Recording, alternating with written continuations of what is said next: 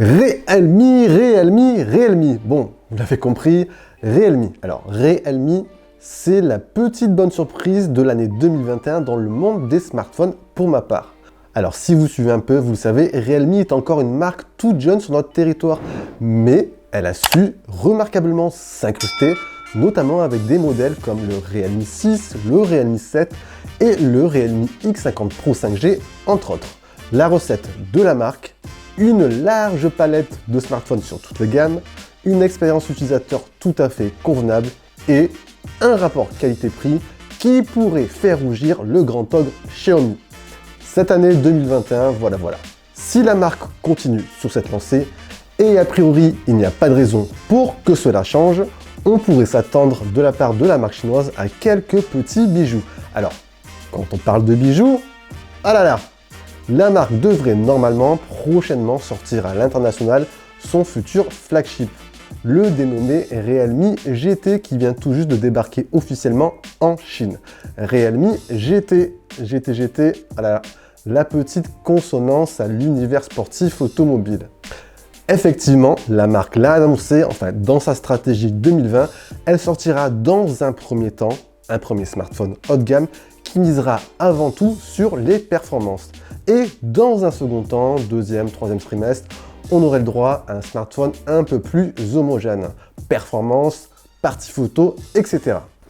Alors, si vous l'avez raté, à quoi s'attendre de la part de ce modèle dénommé GT?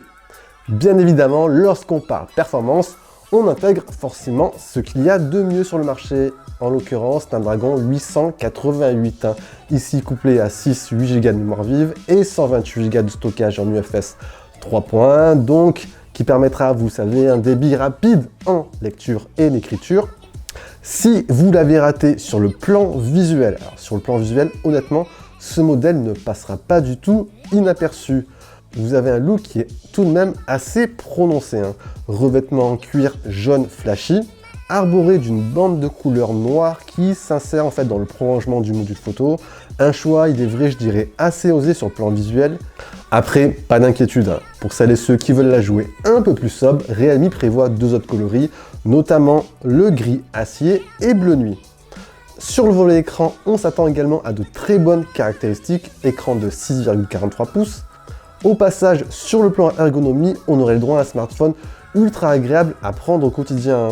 Smartphone fin, avec un poids inférieur à 200 grammes. Donc une ergonomie qui s'annonce très bonne. Comme je vous disais donc, un écran. Alors l'écran qui devrait intégrer une technologie de type Super AMOLED, avec taux de rafraîchissement 120 Hz bien évidemment. Donc performance, bel écran, donc une configuration nickel pour les gamers, mais également pour pouvoir profiter d'une très bonne expérience en parallèle.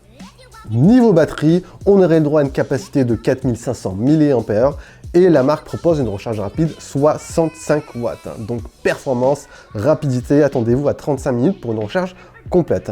Après, il est vrai, la partie photo ne sera pas son point fort, mais on aura tout de même droit à un triple capteur photo avec un capteur grand angle 64 mégapixels. Autre caractéristique pertinente à noter, le modèle GT intègre un double haut-parleur pour stimuler un effet stéréo, donc nickel.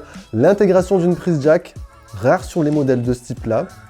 Vous avez également le Wi-Fi 6 et la 5G. Comme je vous l'ai dit tout à l'heure en amont, le smartphone vient à peine de débarquer officiellement en Chine.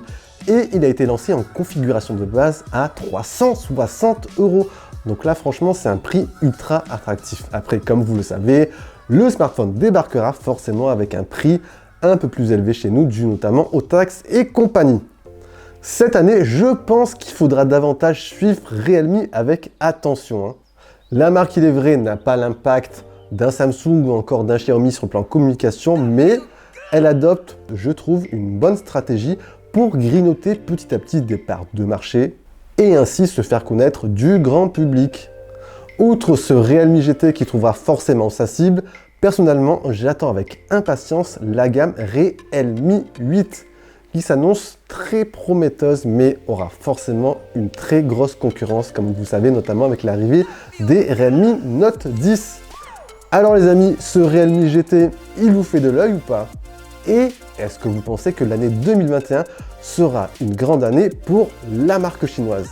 J'attends bien évidemment vos retours en bas dans l'espace commentaire. Et voilà les amis, c'était la petite news du jour. Si vous avez apprécié, n'oubliez pas le pouce bleu, très important. Je vous dis bien sûr à la prochaine. Prenez soin de vous, c'était Jojo. Allez, ciao ciao.